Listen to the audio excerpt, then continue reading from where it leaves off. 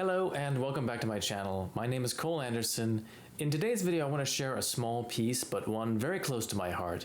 It's a transcription of two dances from Christoph Willibald Gluck's Orfeo ed Euridice. These dances are from a ballet in the second act of the opera, usually known as the Dance of the Blessed Spirits, as it depicts the spirits of the blessed in the fields of Elysium, in the underworld of classical Greek mythology. I think the story of Orfeo is pretty well known, the great musician who seeks to save his dead wife, Euridice, from the realm of the dead, using the overwhelming power of his musical gift to subdue the Furies and even the Lord of the Dead himself. Gluck's opera was revolutionary at the time it was written in 1762 for the naturalness of the musical idiom and the way in which it avoided the kind of posturing and artificiality of the typical Italian opera seria of that time. It is, of course, only one among many classic adaptations of this myth.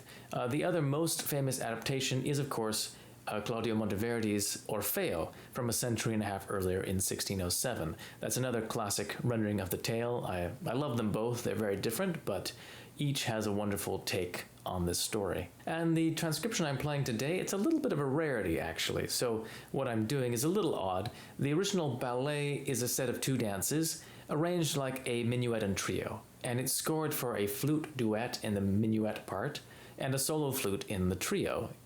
The minuet is in F major, the trio is in D minor.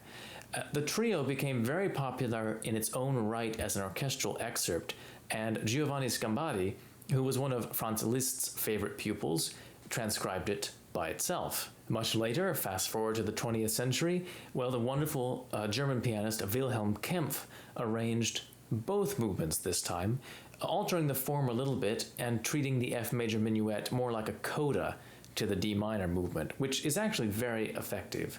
Personally, I think Sgambati did a better job of maintaining the intimacy of the original, as well as the integrity of the very delicate three-part texture. So I use that arrangement here for the D minor part, and then I switch over, beginning with the transition that Kempff composed into the other dance. This is one of those pieces that once you've heard, it's always there, it seems like, in your mind and in your memory. You can never really forget it. It's so timeless in its quality of effect.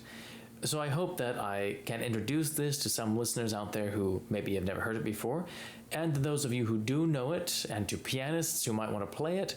I can at least suggest this new combination of arrangements, which I think is really highly effective. So please do comment, let me know what you think, like and subscribe, and I'll see you next week.